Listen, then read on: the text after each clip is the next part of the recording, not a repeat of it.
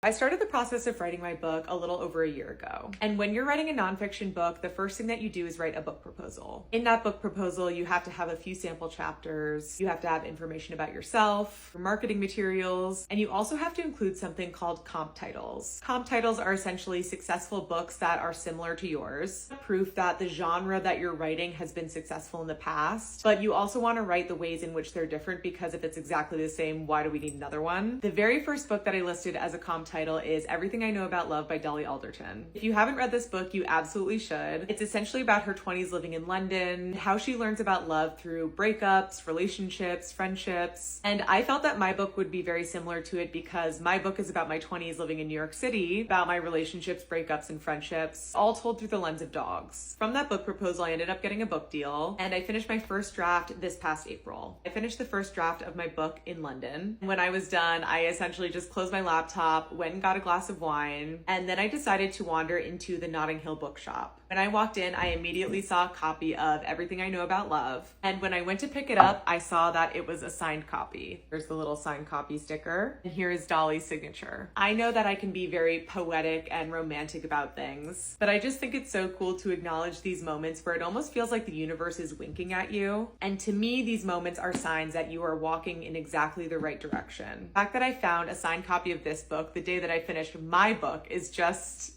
the coolest thing ever. I know these signs might not always be so obvious, but I'd love to encourage people to just pay attention to these magical little moments. And I hope that one day my book can mean to somebody what this book has meant to me.